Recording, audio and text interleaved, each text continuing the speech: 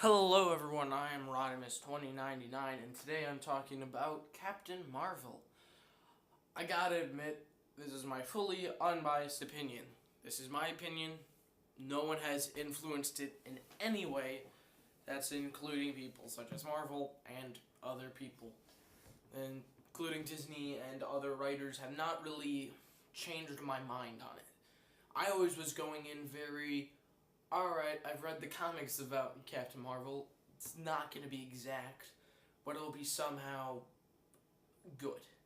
I was seeing that this was going to be either a mediocre movie or a terrible one. And it actually was way better than mediocre. People are really slamming on it, and I bet they are because it's just dealing with people are kind of uncomfortable sometimes when they talk about feminism. And I'm starting to get uncomfortable too with liking the movie because now I'm going to have to take the sides of the people who are trying to get laws passed. And I don't want to have the government affect my movie in any way because I did like this movie. It felt very Phase 1-ish to me. I'm going to put it in my Phase 1 category. Whenever I watch all the Marvel movies, I'll probably go Captain Marvel first, then Iron Man 2, then Thor, then Cap, and straight to the Avengers. That will be sort of my timeline that I like to use. And admittedly, the only problem that I had with this movie is sometimes the CGI looked a little bad. And I gotta say that the good parts were Samuel Jackson looked very nice, looked very younger, same with Phil Coulson, same with other characters like Talos, looked very nice, and the Kree looked really cool. I don't know why they were green.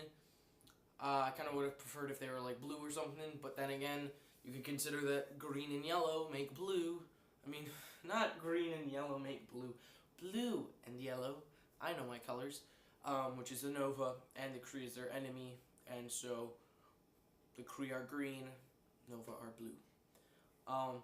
And of course, it was very nice to have some cameos from Guardians of the Galaxy. Some people were like, that was just terrible. I thought it was actually kind of nice, because I do like seeing those characters not just be, they're not in the MCU anymore, they're dead. I like knowing that, hey, we still know Ronan is alive in this timeline, so we'll throw him in. And they also threw in, what's his name? I forgot his name from the movie. I forgot his name, but they threw him in, and that was pretty nice. And I didn't have much of a problem with it as I thought I would, because I watched all these bad reviews on it. And Brie Larson played a good movie, Captain Marvel. The trailers really portrayed her as a stone face. And again, I have total sympathy for her, because she's in a world where she thinks that she's been there before. She doesn't remember. She doesn't know who she is. She doesn't know who anyone is. She doesn't even remember why the Supreme Intelligence is that person who she used to look up to. And it was very oh my god, this is pretty cool. And you were learning with her. You weren't just not learning, which I prefer when movies let you learn with the main character so you can connect to them more. I feel that's better. When you're able to connect to the main character, that's always good. And I felt very I really did like Brie Larson as Captain Marvel. I'm hoping that she doesn't get recast. Everything was great, but I start to anticipate some stuff. I was once they put on the mouse shackle on the cat, I'm like, okay, something bad is bound to happen to the cat.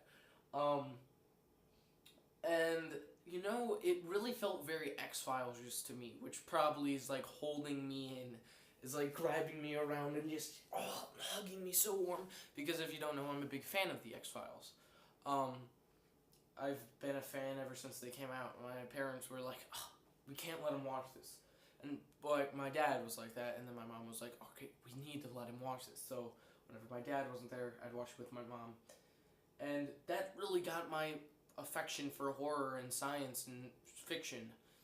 Really was the X-Files. So sort of making the middle part of this movie feel very X-Files-ish was amazing. How they tie in the Skrulls in the MCU, but without making them really warn you of, oh, Tony Stark's the Skrull. making that was very, some people were like, oh, that's terrible, it's not the scrolls I remember. I'm like, I'm fine with that. I would have much rather had them be that way. I'm not going to spoil, but they are sort of different from their comic books, but everyone anticipated that. And so I really did like that. I am sort of angry at the Lego set. There's just one of them, and it comes with Nick Fury, Captain Marvel, and Talos, and Goose. I wish that it came with Yon-Rogg, Captain Marvel, and I just really wish that there was Yon-Rogg, because he actually plays a pretty important part. Won't spoil it, but he plays a pretty important part. And, I actually liked it. Some people were like, well, I liked it, but if I say I liked it, then some people are going to be against me. I'm fine. If you disagree with me, that's fine. But just don't disagree with me because you don't like having a female superhero. Give me an actual reason why you disagree with me. And yeah, it did something that some people were like, that was just terrible. Why did it do that? I'm like, I was anticipating that somehow that was going to happen. That they just wouldn't get their name out of the blue, just, this could work. And, I did like it. It was a nice movie, very fun, very cool, very spacey, and some of it, yes, I will agree, some of it was a little darker toned, but again, people are like, we've had so many great female superheroes that people are just like, why do we even need this movie? I'm like, well, this is going to be Marvel's first female superhero movie. It's not going to be the first ever. It's going to be Disney, Marvel's first, MCU's first. So they want to do it right, and they want to at least make somehow a good movie with still having a strong female lead. And hey, I liked this movie. I thought it was funny. It was nice. So if you want to, please tell me what you thought about it in the comments. If you haven't seen it, yeah, probably spoiled some parts for you. But you should have known that. Yes, I know. I like giving my opinion, and I always like the movie that isn't always gonna be the best. I liked the Venom movie because it entertained me, which at the end of the day is all I care for in a movie, is that it entertains me for about 3 hours. Anyway, thank you for watching. I have been Rodimus. I hope you didn't find too many of my probably big spoilers. Too bad. If I had to rank this movie out of A to B, A to T, my god, my brain is just gone. A to D, I'd probably give it an A-.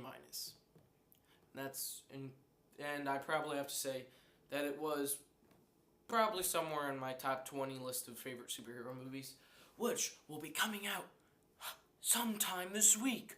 Ooh, my top 10 favorite superhero movies. Whoa! Thank you for watching. I've been Rodimus 2099. I'll see you soon. Goodbye. Have a nice day. By the way, Poe is sleeping.